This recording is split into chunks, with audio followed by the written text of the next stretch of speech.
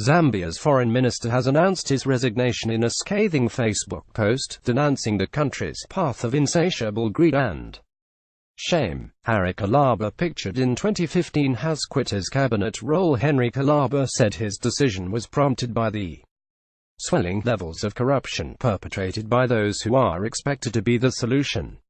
Analysts suspect the move is an attempt to pressure President Edgar Lungu, who is considering seeking a third term.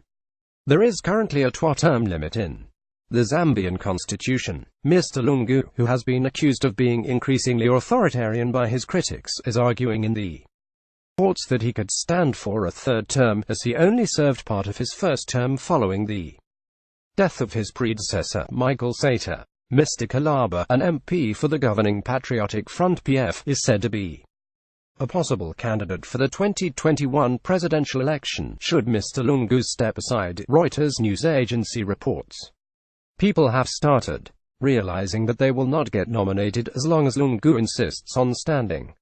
Lee Habasonda, an analyst from the University of Zambia, told Reuters.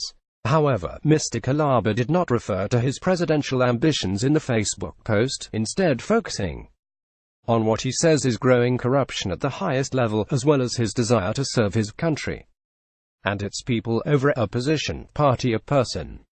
We need to go back to the original agenda of our party, the PF, where the poor and not the corporates must be at the center of all our decisions, Mr. Kalaba wrote, going on to blame Zambia's current financial woes on collective carelessness and indifference. The post, which has prompted thousands of comments, concluded, when people begin to feel overwhelmed by fear for speaking the truth, it is time to realize that critical fundamentals have shifted. We all have a role to play in making things right. This is my little contribution. Zambia is our country. We need and must reclaim it back. The President's office says it has not yet received an official resignation letter. BBC.